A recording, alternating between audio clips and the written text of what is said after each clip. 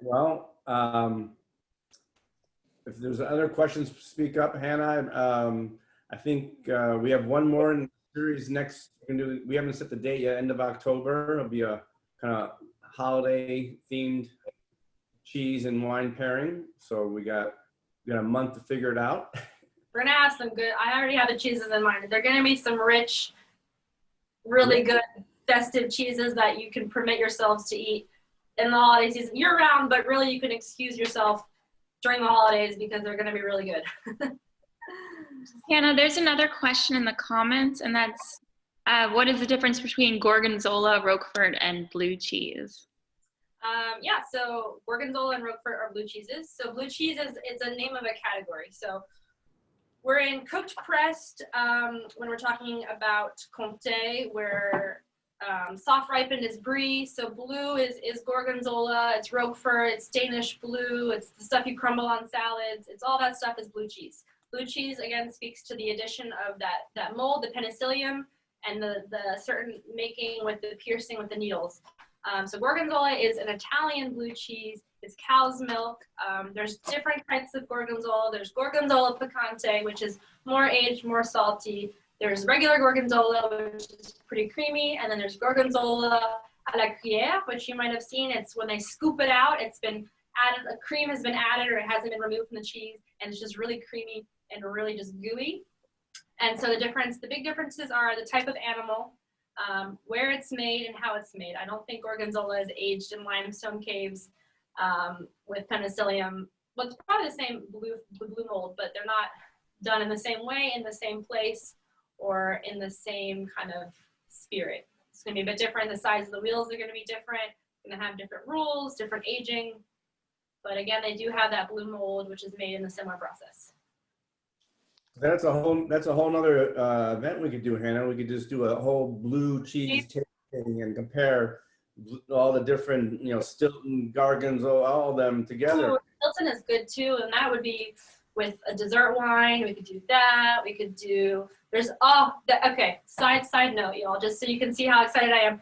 So last year, the world's best cheese was, believe it or not, an American cheese. It was not a French cheese. It was not an Italian cheese. It was not a Spanish cheese. They were all horrified. It was an American cheese, a blue cheese out of Oregon. They take this blue cheese, they take grape leaves that they soak in pear brandy. They soak these leaves in pear brandy. They wrap the cheese in it, and then they age it. So all those little holes are filled with this pear brandy, this earthiness. It's called the Rogue River Blue. And it's an organic cheese, won first place out of all the cheeses in the world. So if you guys want to do a blue cheese tasting, we're down.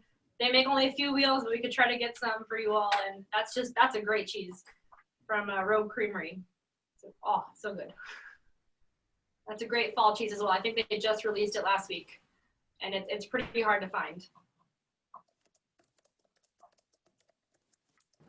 Yeah, let's do that. Is that going to be a bottle shock type event where now we're going to get a lot more blue cheeses coming out of America because we can see that we can compete with the international community?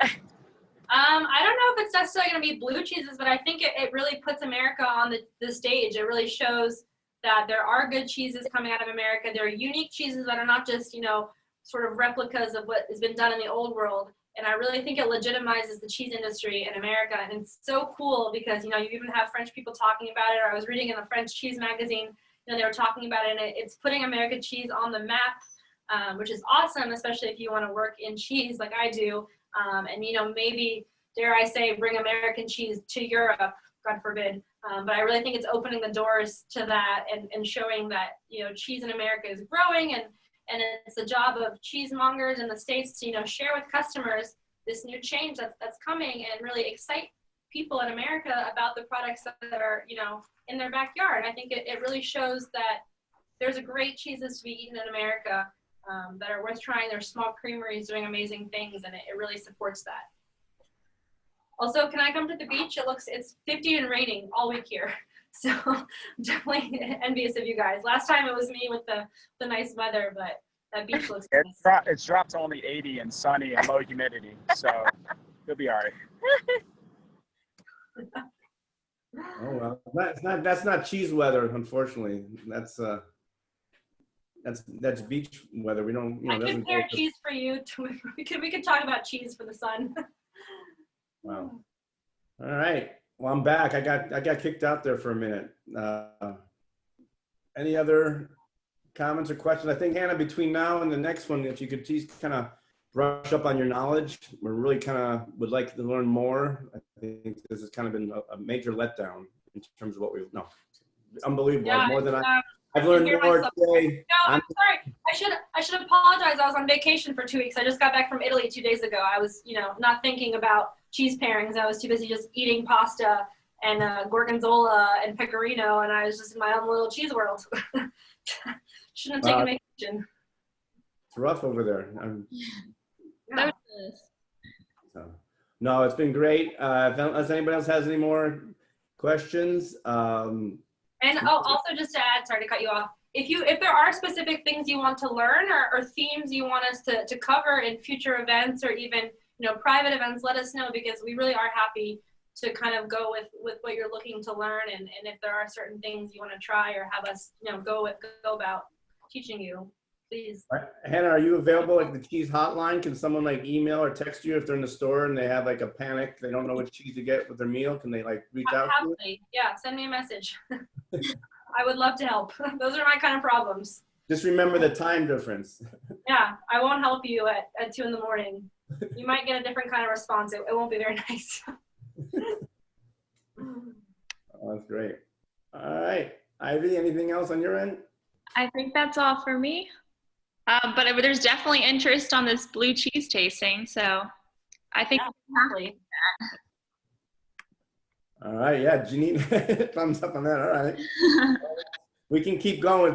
We said it's a 3-part series, but it might be extended into. we'll just ignore that. We'll keep going with these, especially into the winter when we don't want to leave the house because it's cold. So A fondue, a whole I can make fondue on camera. that would be You can fun. negotiate that. It could have a fundu class and talk about the cheeses and the origin of fondue, and then just eat all together. Would be nice. That'd be great. Excellent. Well, hopefully, I'm hopeful that the next cheese pairing, I can do it in person with Hannah in France. She's supposed to be back around that time, so we'll see what happens. I'll bring the wines with me from Virginia. That would be great. Yeah. So. Wow, it's Yeah, Michael, already. these are great experiences, and we've learned a lot already. And don't take the lack of questions, at least from Holly and I, as a sign that we're not interested. Is we just don't know enough about cheese to ask educated questions. But you guys are educating us day by day, Yeah, so it's we appreciate amazing. that. Well, that's Really great. enjoyed. I think the ultimate goal is when travel one day is back and we can all go over and Hannah can lead us on a cheese and tour and do a vineyard tour and it'd be the ultimate experience. Experience. Day in the life of the Shaps. Cheese and wine. So that's something to look forward to. Hopefully in the next year, that'll be an ideal group experience.